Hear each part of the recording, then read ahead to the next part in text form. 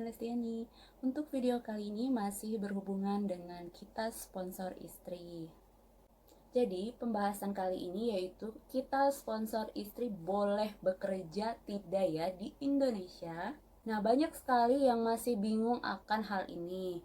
Kenapa? Karena sebenarnya kita sponsor istri itu boleh sekali bekerja di Indonesia. Tetapi ada beberapa yang perlu mendapatkan surat pendukung lainnya. Jadi kita bahas lebih detail ya di video ini. Pekerjaan apa sih yang boleh dilakukan oleh pemilik kita sponsor istri? Ini meeting. Udah ya, kita lanjut.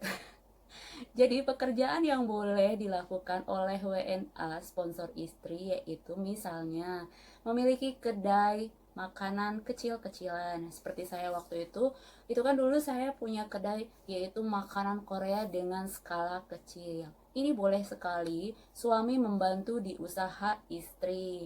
Tetapi jika kedai usaha kita itu membesar dengan omset yang tinggi, pengunjung banyak, dan kita harus pindah dengan lokasi yang lebih baik. Nah, disinilah warga negara asing harus memiliki IMTA. Apa itu IMTA? IMTA itu surat izin mempekerjakan tenaga asing. Yang kedua, pekerjaan WNA yang dapat dilakukan oleh suami di Indonesia seperti warung. Warung ini kan dalam skala kecil ya. Kalau misalnya warungnya ini juga laris, banyak pengunjung, terus dia harus membuka toko lebih besar, harus mensuplai makanan yang lebih banyak. Nah, di sini kalian juga harus memiliki surat izin IMTA. Terus misalnya suami kalian punya keahlian seperti akupuntur, kalian mau buka jasa akupuntur. Di situ kalian tidak boleh membukanya langsung.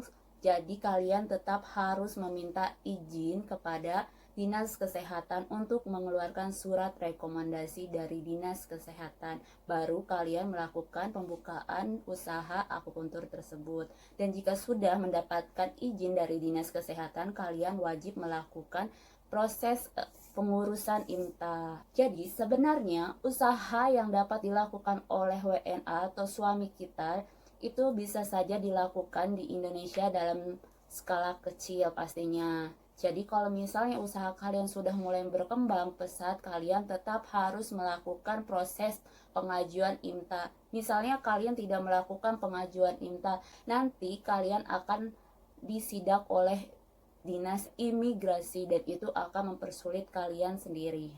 Tambahan ya teman-teman, jadi kalau misalnya usaha kalian sudah maju, kalian kan harus memiliki badan hukum.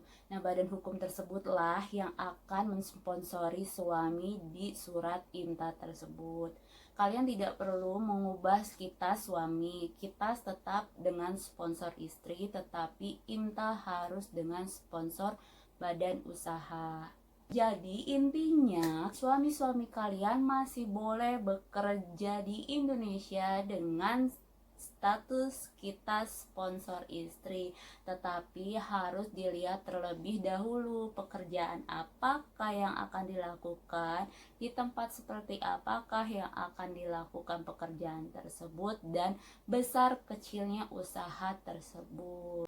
Terus misalnya suami kalian ternyata dapat panggilan di sebuah perusahaan besar yang akan mempekerjakan suami kalian.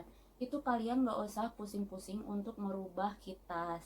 Kitasnya tetap sponsor istri, gak ada masalah. Tetapi yaitu tadi balik lagi, tetap harus membuat IMTA dengan sponsor perusahaan. Kalau misalnya perusahaannya mau dengan kita sponsor perusahaan, ya udah kita tinggal rubah aja. Tapi kalian minta untuk bagian manajemen perusahaan lah yang harus mengurusnya begitu.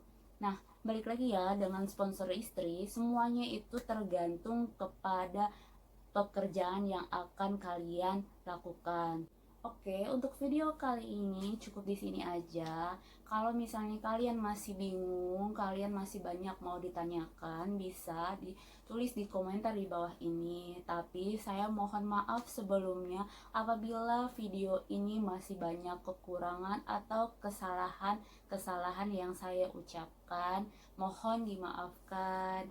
Dan lebih pentingnya kalian sebelum melakukan proses pengurusan INTA, kalian harus mempertanyakan terlebih dahulu lebih jelasnya ke imigrasi, karena dikhawatirkan apa yang saya ceritakan itu salah atau berbeda. Oke, bye bye, makasih ya.